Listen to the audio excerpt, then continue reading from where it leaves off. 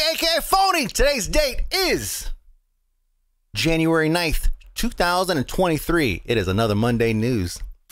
Time is 3 o'clock. Welcome to my delicious co-hosts right here. Thank you so much for joining me.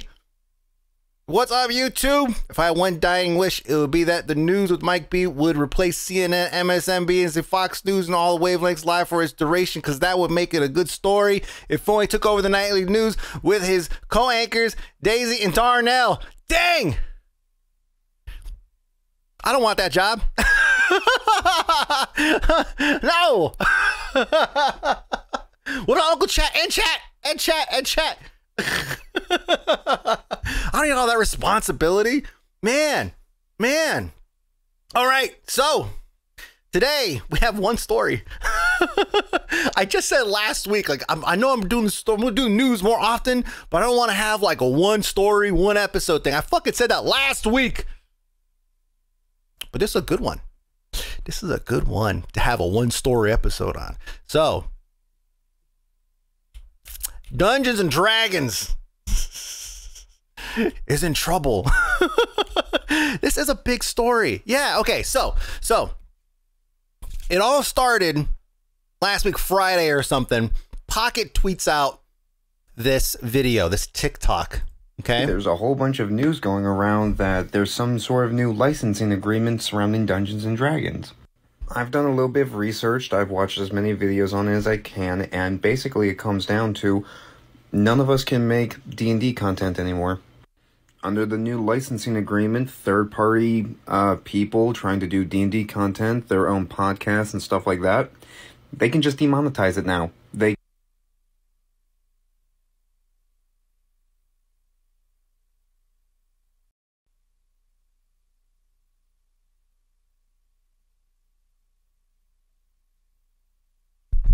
There it goes. It came back. It's an old microphone, baby. Sometimes it just goes. Sometimes it just goes. Sometimes it just dies. I don't know. So I saw this video, and that was all the information that this guy had really given. Everything else is kind of, oh, there's new license thing. And I was like, I don't understand any of this shit, but sounds pretty serious. So edit and post. When I edit this stuff, man, they already told me. YouTube already told me they don't like the edits. So guess what? We're keeping it. They said it makes it feel organic and natural. We don't edit it. It's kind of funny too.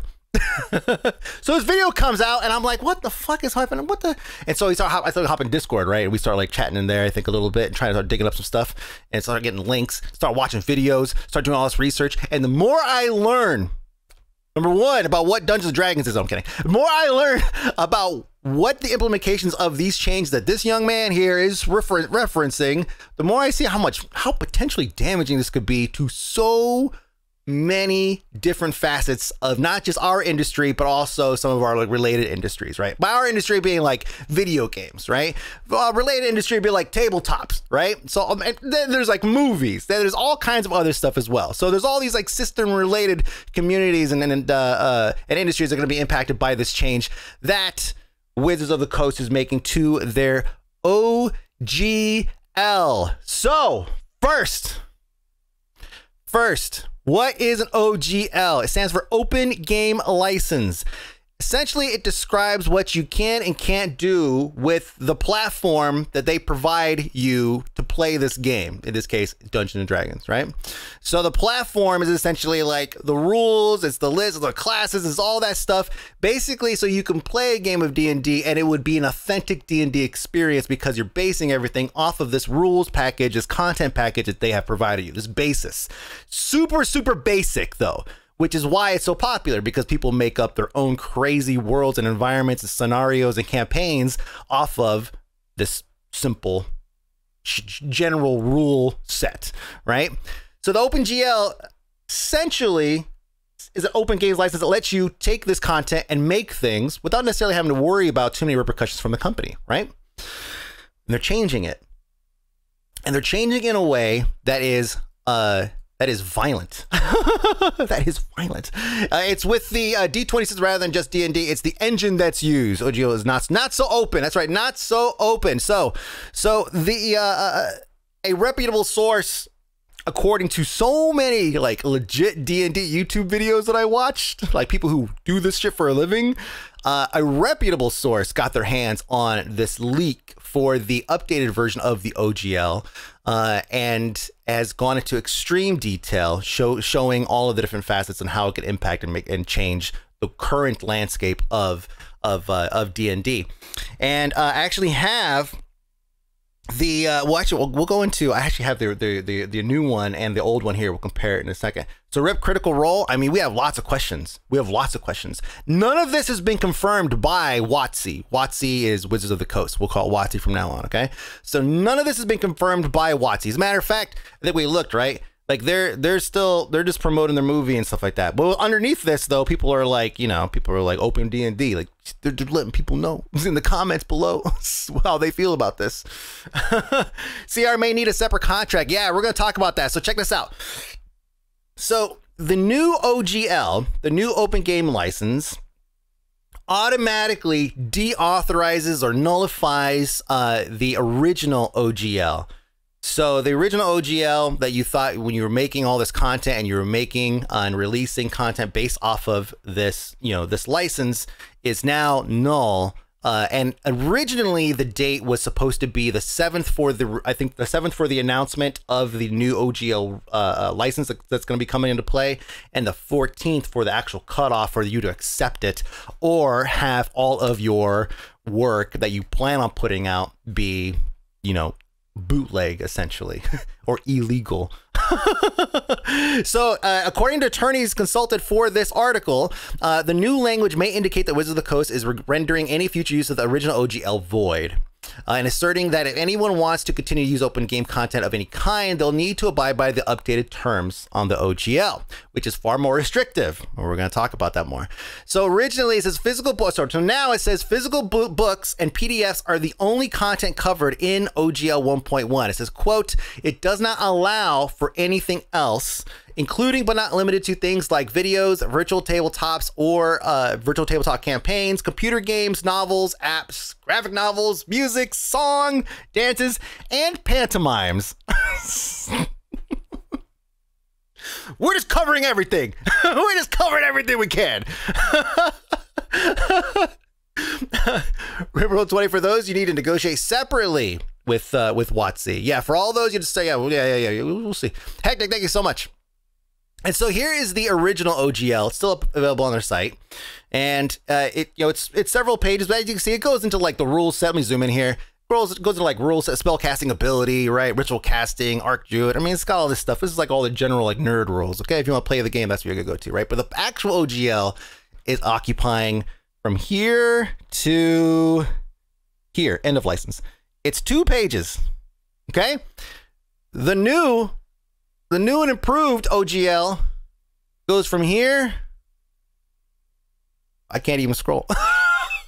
It's from here to here. I can't even scroll this shit. It's big. It's big. Page down, page down. I was trying to highlight and scroll down. It wasn't working. Anyway, I've also my page up, page down keys. Oh, there they go. So it's a big change, and they add a lot.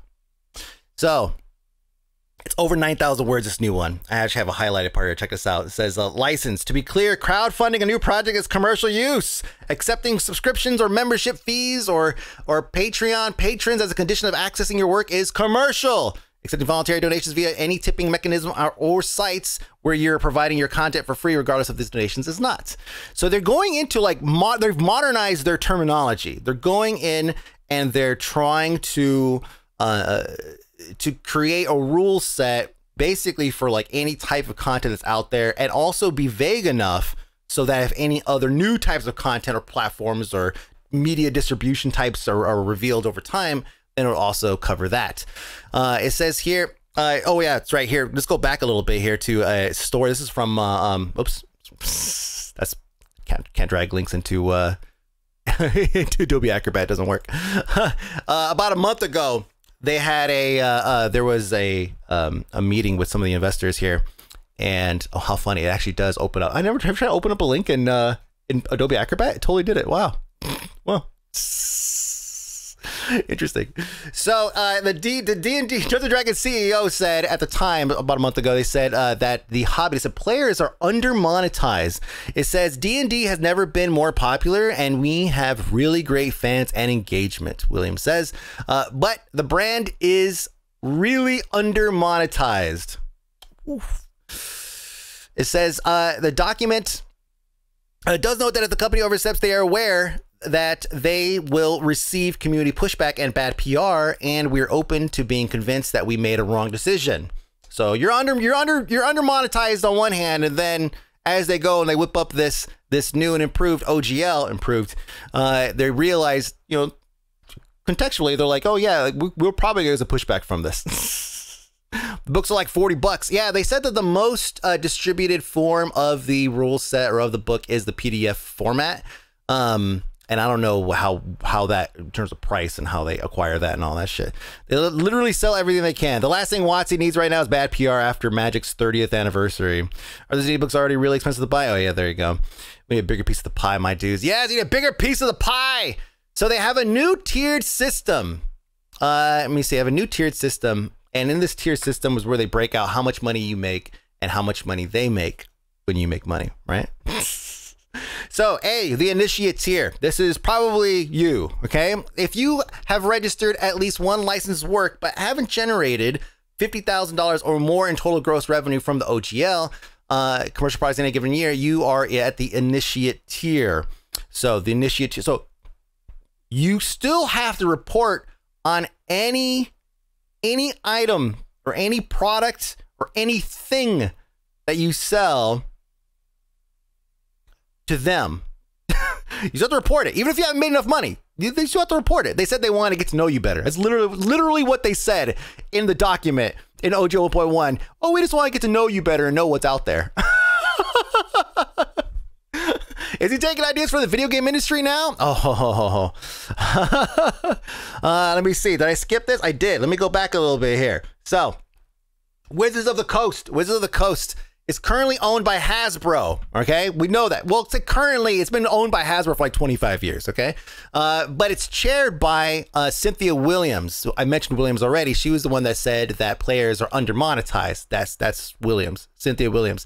Cynthia Williams is formerly the general manager and vice president for the gaming ecosystem commercial team at Microsoft. This is back when they had that, what was it, the expand, extend, and exterminate like policy, like internal policy that where Microsoft was all about getting into some section or some sector of gaming or whatever or tech, and then extending capability of things that are already there, kind of like, oh yeah, we're all friends and all that shit, right? And then finding some way to like push people out of that realm so they could be the exclusive provider of whatever that is. That was kind of like their mantra for the longest time.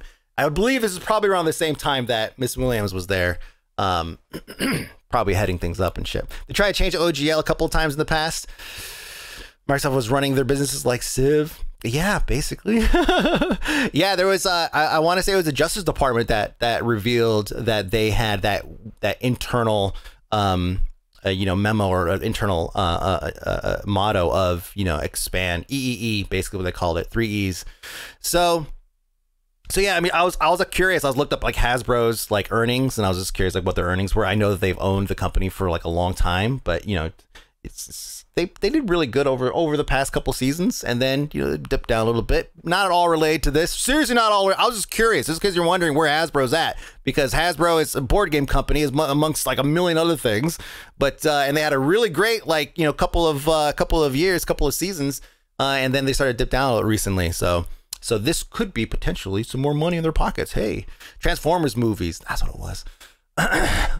So B, intermediate tier. So if your license work, $50,000 to $750,000. Okay, that's that gap right there. You're at intermediate tier. So far, there's no extra fees or anything you have to pay when you're part of the intermediate tier. There's just other like provisions that go along with that. C is the expert tier. If your licensed work have generated $750,000 or more you are at the expert tier. And at that point, let's see what it says right here. At that point, here it is. If and only if you're generating a significant amount of money, over $750,000 per year for all licensed work from your licensed work, your revenue that you make from your licensed work in excess of $750,000 in a single calendar year is considered qualifying revenue. And you are responsible for paying us 20% or 25% of that qualifying revenue. It's 25%. It's only 20% in one specific instance. Okay, and that instance is if you have a Kickstarter campaign.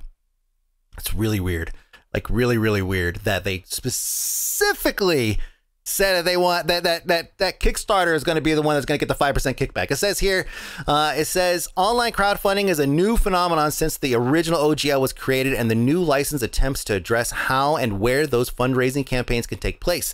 The OGL 1.1 states that if creators are members of the expert tier, and if your licensed work crowdfunded on Kickstarter, our preferred crowdfunding platform, you will only pay 20% royalty on qualifying revenue. So I went and looked to see like how many could this possibly be impacting, right? Because there's like really not a lot. This is like the one D&D tagged Kickstarter campaign, and it is sitting at, I mean, it's done now, of course, but it went over, it's like 3.5 million. This is the biggest one I could find. There might be other ones, but the way that they list them is kind of funky. And Kickstarter gets really mad when you start like going through all their listings. I think I'm scraping it manually, which I am. I'm scraping it looking for dollar signs, but. Oh, Kickstarter made an announcement about it too? Did they make an announcement about this? About this specifically? I didn't see that. Read up. Oh, read up. Does it say on the other page? Let me see. Where you see that? Read up. Oh, read up in chat. Oh shit. The chat window open over here. Let me see. Went to them and they negotiated. Oh, okay. So yeah, they already said in the OGL that they're going to reach out to certain platforms and certain providers or content creators and negotiate specific deals with them. They said they'll probably reach out, and they said that part of being a creator is you need to expect that, you know, if you end up making enough money, that they're going to come knocking on the door and come up with a viable option that is beneficial to all parties involved, or something like that, right? Which, I mean, you can never really trust them for all parties involved. Somebody's going to be making out like a bandit, I'm sure. So for the fewer than, and this is our quote here. Also made D&D huge amounts of money. Yep, and they want more. So this was December 21st. This was on D&D Beyond, and in an interview, some Q&As are answered, and it says here, for the fewer than 20 creators worldwide, I'm sorry, there's such fine print here, can't agree, who make more than $750,000 income a year, we will add a royalty starting in 2024. So even for the creators making significant money selling D&D supplements and games, no royalties will be due for 2023, and all revenue below $750,000 in future years will be royalty free. So,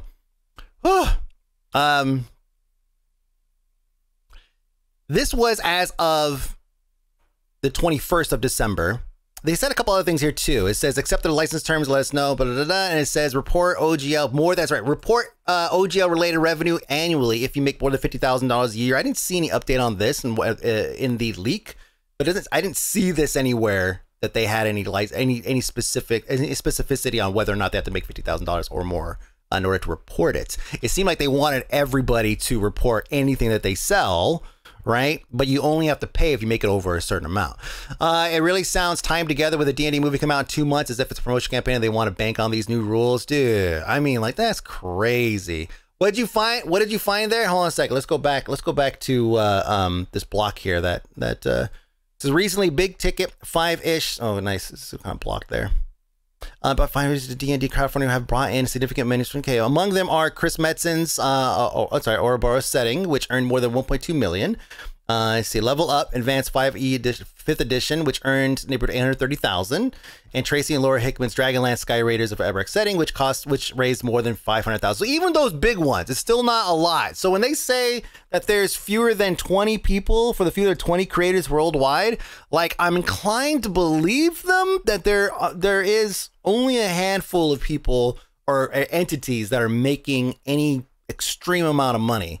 So it could be one of those things that doesn't quite impact everybody, but it also can. Like, I mean, this is just the earnings part of it. This has nothing to do with all the licensing shit that we're going to talk about too. What is this? John Ritter. Let me see. Lex reporting in from the field. Kickstarter has contact. Oh, here we go. Kickstarter was contacted after WOTC decided to make OGL changes, so we felt the best move was to advocate for creators, which you did. Managed to get a lower percentage plus more being discussed. No hidden benefits, no financial kickbacks. Oh, how funny. Yeah, this wasn't in any of the articles. Cool. John Ritter is, let me see. John Ritter is director of games Kickstarter. Nice. All right, that's the one. Just gonna pull it up. Thank you. So yeah, they negotiated a better price. So it wasn't even because like they wanted to give them a break or anything like that. Also, I want to point out too. I don't know if you guys saw this, but or caught this, but the way that it's worded is any revenue, gross revenue. So it's not even like your profits. You know, because like your gross revenue is how much you make. You still have to like pay bills and everything. Right? So if you have a Kickstarter and you go over $750,000, hit 800,000 or whatever, and you know, then you have to factor in how much money you owe Wizards of the Coast for this, right? 20% pay taxes. It's the it's WOTC trying to be the IRS of RP.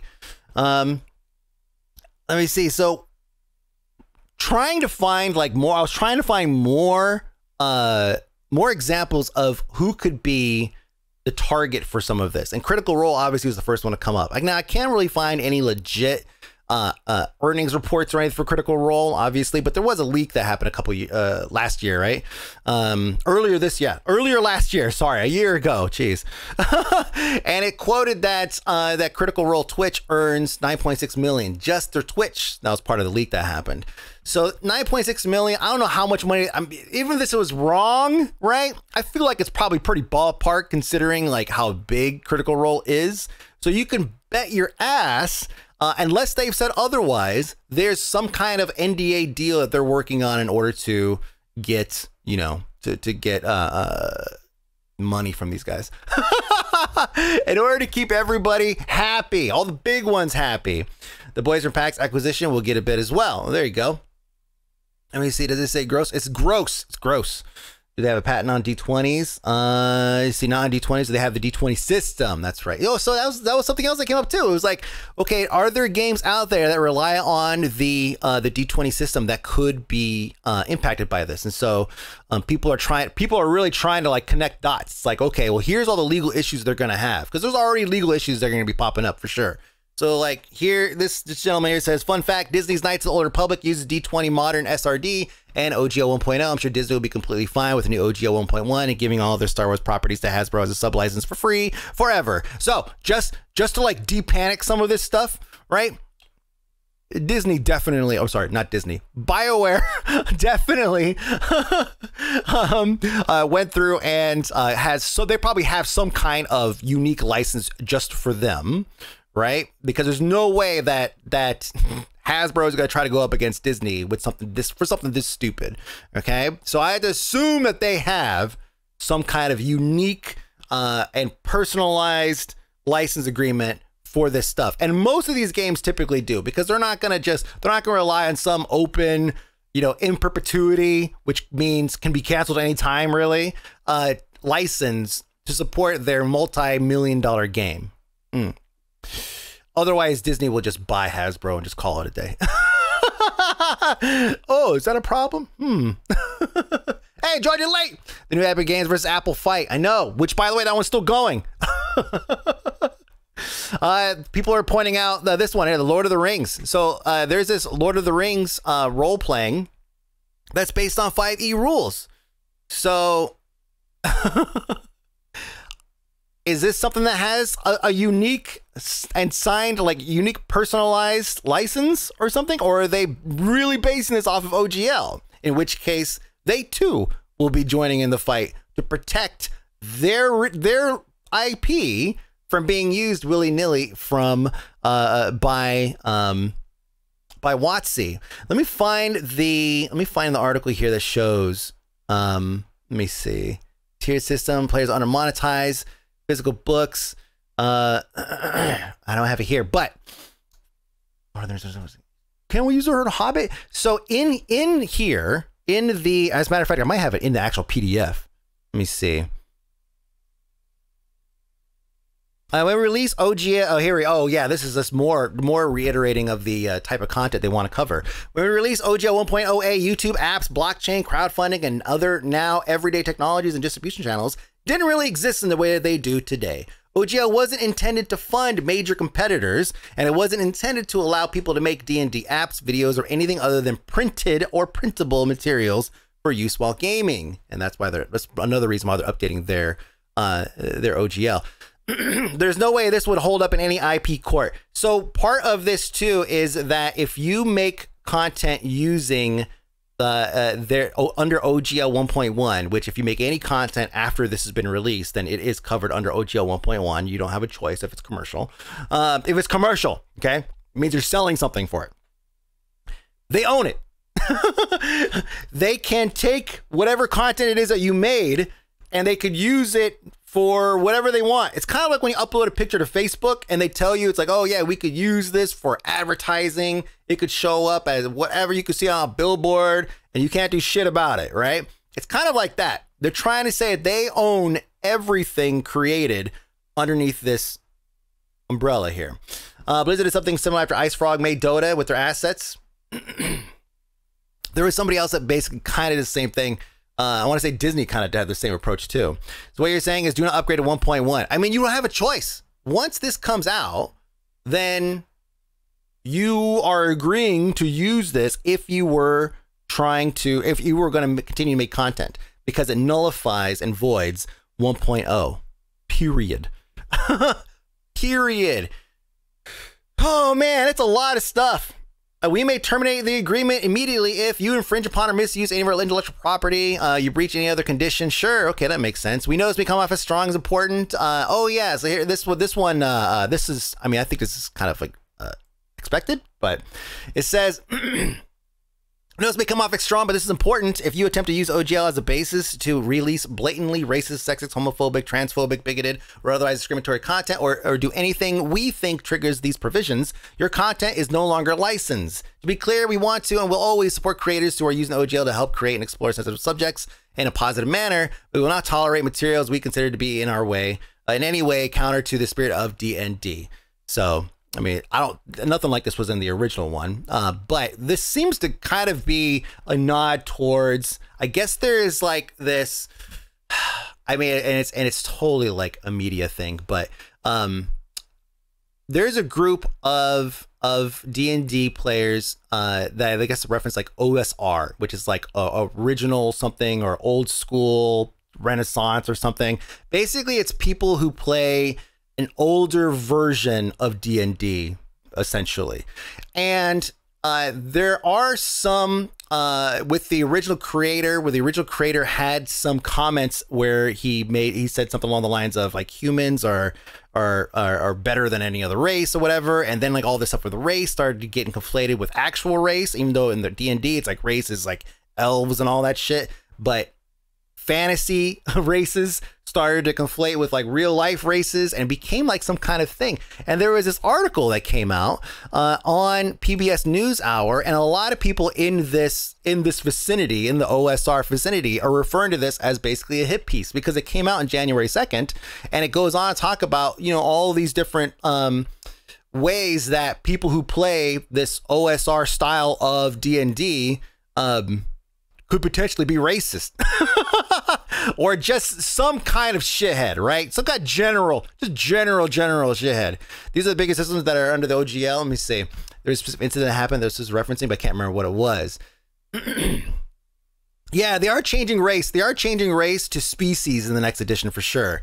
But some people are saying that that this article coupled with this leak is kind of a way to like almost destabilize the player base, to make them look like they're not wholesome. You know, it's like, oh, we could do this because we're trying to stamp out all this stuff. And so looking at this section right here, it's like maybe this is one element they could use to champion and say, yeah, look, this is great. We're trying to do right by these people.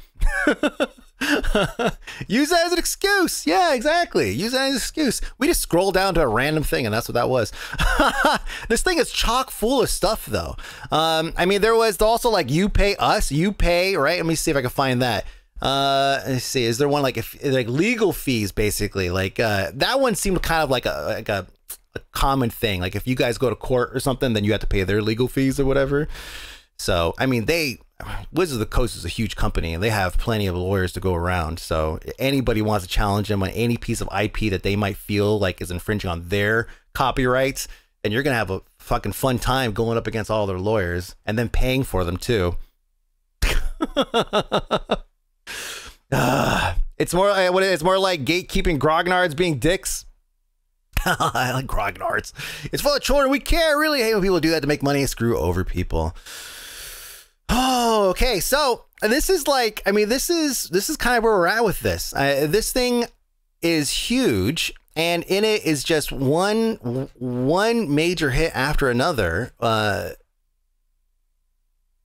And it's a massive change. The original OGL has been out since like 2000 something. It's like 20 something years old, like a couple decades old. They should remove the word open from it. It's more closed. It should be the closed. Yeah, it should be CGL or whatever. What if Legal Eagle's gonna cover this? He's a copyright lawyer. Yes, I'm sure because it's starting to pick up some more. Last week I feel like this story was mostly kind of circling around a lot of like D&D like centric communities, and those communities as a whole is massive. So I feel like it was kind of sparking in some of these more specific, you know, like there's like a D&D rules lawyer, right? Like he made a video on it. There was like this other like rant and rage guy or whatever, and he made a video on it. And I feel like now we're starting to see all these things kind of coalesce into like wildfire, basically. We're seeing more and more people talk about it. I mean, I never talk about this shit, and I'm talking about it. Because it's like, this is like a serious thing. I mean, there's so many games that we currently play that's based off of this, and it's like some of these could be negatively impacted unless they go through Wizards of the Coast. Some indie developer goes through Wizards of the Coast to get a specific license. Open in your wallet to give us your money. Gaming license, that's right. OGL 1.1 is not legally an open license. It is, it's all over your TikTok. Yeah. We're gonna see a response at some point in time from we had to see a response from the Dungeons and Dragons guys, right? I mean, like, are they only gonna promote their movie and that's it? Like, it's a pretty sour note that you're leaving in a lot of people's mouths when you're trying to promote a movie. You're also trying to, like, you know, not necessarily take away their game, because this doesn't affect, like, that's the thing. This doesn't impact the individual player. You can still play whatever game, whatever version of this game you want, however you want to play. That's the whole point of the game, right? It's all about when you want to monetize it and do something with it. Whether you're streaming it and you're selling subscriptions because on your stream, I don't know if that necessarily applies, right? I mean, does this apply? Me covering this? Covering this news? I'm making money off this content? No, it does not, but still. It's affecting the content creators that are building stuff around D&D. Yeah, and part of the appeal, like you could say, like, why can't people just go and switch to something else? Why can't these people play like using another rule set, like some other developed rule set?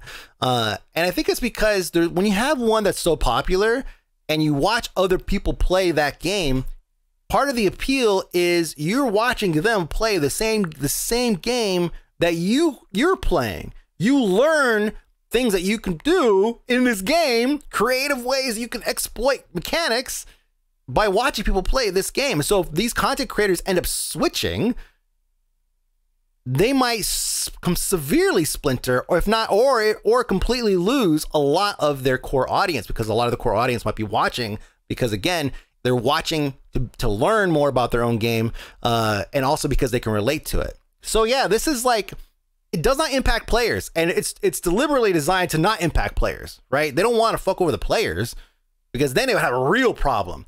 But they're okay with fucking over content creators and trying to earn some more bucks, right?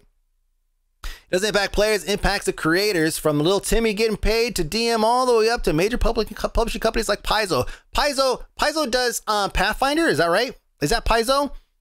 You might have to refresh. I'm just kind of pulling that out of thin air here, but see, a lot of smaller D&D groups that stream are getting nervous. EMJP just started a new D&D gaming show, and he's now thinking about switching to Pathfinder. Yeah, see? Pathfinder, Starfinder, Paizo. There you go. It will impact players in the long run. Yeah, and that's the important thing, is like a rule set like this, even though it does not directly impact players now, because it impacts all the content that we consume, it's going to eventually have an impact on us.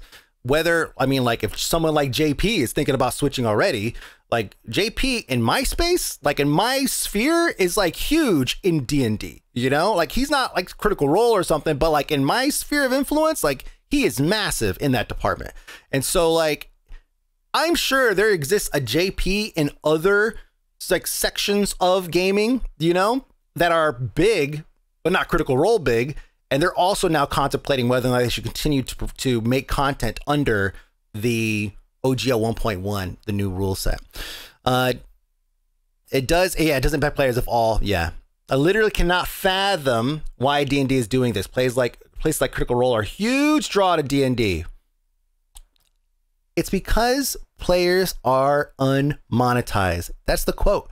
D&D has never been more popular, and we have really great fans and engagement, but the brand is under-monetized. Literally what they said. Greed. That's what it is. 100% greed. We want more signs in the pockets. There are a number of DMs on Twitch that will run streamer games and do very well. I like money. So, I mean, there's the movies coming out in a couple months, coming to theaters soon. Are they trying to like tighten things up before the movie releases? Nah, it has nothing to do with the movie. This has everything to do with them like trying to time and get this thing out and get some money in their pockets for 2023. See, I've already seen some legal minds saying that they can't revoke the OGL. Once open, you can't close it. And let me show you that. Let me show you guys that. Like I said, I have the original OGL here, and it does say. Let me see right here. It says grant and consideration. In consideration for agreeing to use this license, the contributors grant you a perpetual, worldwide, royalty-free, non-exclusive license with the exact terms of this license to use the open game content. Now, I'm not a lawyer, but just because it says perpetual doesn't mean it's perpetual. Perpetual means until we say otherwise. It just means that there's no expiration date. It's basically like saying like indeterminate date or something, right? Indefinitely. So that is forever, asterisk. That's the part that a lot of people are getting hung up on. And I think that, you know, maybe there is a case for lawyers to say, you know, well, in common text, we all think perpetual means forever. So they misled us 20 years ago when they made this license. I don't know. Like, that's a thing. It's like, are they going to just shoo it off? I don't know how they're going to get around some of these things. It sounds to me like they could just say, you know, well, yeah, perpetual in the legalese sense, meaning that we can just update it and change it. Does the license not have a vocabulary section? Oh, that's a good question. Let me see. Perpetual. Perpetual. Boop. Nope. Not for that anyways. Look up interest in the OGL. It's like 18% interest on late payments. Okay. Yes. Let me look that up too. Let me look that up because that did come up. Let me see. Interest. I can't believe this is even in here. Check this out. Payments. Royalty payments for a given year are due on or before March 31st of the succeeding year. For example, if $1,000 in royalties are due for 2024, you must pay us that $1,000 before March 31st, 2025. Section 2. Please pay us on time. If you don't, we reserve the right to charge interest at either 1.5% per month or the maximum amount permitted under applicable law. Please pay us fully if you don't. In addition to paying any unpaid royalty and any applicable interest for late payment, you'll be charged our actual costs of reviewing your records if you underpaid by 10% or more. Somebody factored this all together and said that it basically turns into like an 18% APR or something like that, which is more than what a lot of people have like for like a credit card or something from like Macy's, you know? I'm telling you, I wrote down, I said they wanted, I said that the WOTC wants to be the IRS of RP, and like all of this terminology and all these details really stands to back that up. Ligma and Sugma. It does say whichever is lower, which is better than whichever is higher, I guess. Yeah. There's legal backing for them to not be able to revoke a prior contract that both sides gained from. The new 1.1 is them reaching for the moon before the courts slap the shit out of them.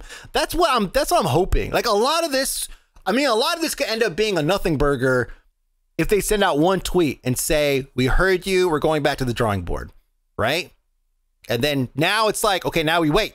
And we wait and see what they actually do, what they say, which is not uncommon. I feel like we've had that happen before where companies, we've had that happen a lot, where companies will come out with something that they want to address by leaking it first. and then come back later. It's like, whoa. Okay, yeah, we didn't really mean that was kind of a draft that we were sending out, which is kind of what I expect them to say, that this was a draft, Let's see. Urine-based energy TTRPG I'm developing is entirely free. This is a reference to some AI shenanigans that was going on in Discord. The new OGL is 100% not able to be enforced, seeing how Star Wars games, Tolkien games have used fight systems in the past. So, we just talked about that. Those licensing agreements were more than likely negotiated separate from the OGL, because no sane corporation who's developing a game is going to rely on some flimsy OGL that everybody has. They're going to want a specific deal, a license in place for them. Now, if they didn't get it, then we're going to see some real sparks flying, because then it's going to be WOTC saying some shit like, oh, wow, them Star Wars characters, we go put them in our ads. I said ads, by the way, not ass. YouTube.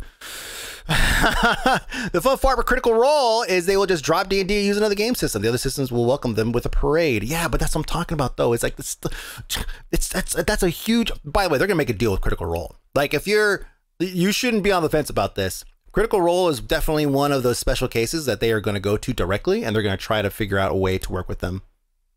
How big is it? Any fan of Magic the Gathering knows the WOTC will not back off on their bad ideas. But you just said, no, I did not. Critical Roles already have homebrew anyways. Critical won't. They already have a deal with WOTC. Yeah. So, yeah. Again, just like with BioWare, with KOTOR, I guess Disney, or the Tolkien estate, right? With the Lord of the Rings 5e. They more than likely have licenses set up separate just for them. But like I said, this entire thing is just chock full of some bullshit. And I'm willing to bet that it is a draft. And they're going to come out and they'll say, oh man, y'all saw that?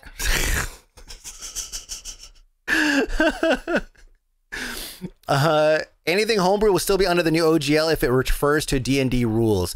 Yeah, some of it was written in a way that it made it seem like they can look at some of the content that's kind of floating around there in the internet world and say, oh, that looks very similar to some of the stuff that we have in our in our books here. Let me see if this is close enough for a case, And that's the kind of scrutiny that they're going to be going for if they feel like they can make a pretty penny off of somebody that's making money on their own, especially if it's over $750,000. Is this the WOTC making the OGL so bad that everyone wants to make stuff, has to sign an actual license with the WOTC so they can get a cut, but not 20% still better than nothing? WOTC will burn and fire if they try this. Fans are already rip-roaring mad with them. Yeah. They already said it's a draft and are banning people from the Discord for spreading misinformation. Okay, so I did see, I don't have it in my notes because I couldn't find any like firm evidence of it except for some screenshots, but I have heard that some subreddits are deleting discussions about the leak. And I want to say that it does make sense for some of these community subreddits or community discords to delete content relating to a leak. That is something that we do it in games all the time. Whenever something is leaked, we try to, okay, you cannot post it on subreddits. You can't post it wherever, right? Yeah, it's 100% illegal stuff. So, wait, Venmans, why is your, oh, first time chatter, hey, thank you so much. I was like, why is it green? First time chatter, there we go. Leak something over the top, retract, let the internet celebrate, release, revise, real version. Yeah, it's like Josh used to say about Blizzard. It's like they always make a change by overshooting the mark, and then they dial it back every time. So,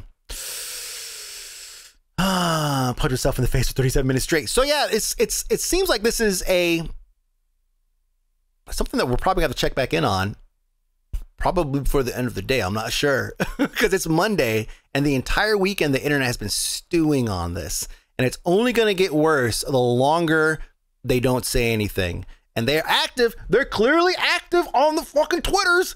So we just need them just to say one thing. We've heard you. We understand. Or, oh shit, who leaked that draft thing that we definitely didn't write or mean? They could say something, but nothing yet. So we'll stay tuned to that. Hey, that's the end of the news. The fuck? That was all one story? The hell? The Warcraft 3 thing. Heck, we're getting Chris Pine to write the OGL now. Fuck. Wasn't following any of this, and YouTube blew up so hard about it, invaded my feed. Well, now my feed is completely inundated with all this stuff because I've been doing nothing but research on short news. One story, 50 minutes. See? Ooh, it's a deep one though, man. Hey, was there a clause that said any content made by someone else OGL could be taken and watched and used for themselves? Yes. Anyone made by someone else under the OGL? Yes. And that part, yeah, we mentioned too. If you, it's one of those things. It's like I made this. It's like you made this. I made this kind of thing. It's like the IRS. It's like if you win the lottery and you're like, oh my God, I made all this money. The IRS is like, no, we made more money. You see, it's one of those things. Anyway, that's it. My name's Mike B, aka Phony. Chat, hang out. We'll discuss this a little bit further, go a little more deeper into some of this in just a minute. But thank you so much for joining me for the actual recorded news segment. You guys are the best. Say goodbye to YouTube. Whee! And YouTube, thank you so much for watching. My name's Mike B, aka Phony. Like, rate, subscribe. Coming out on stream.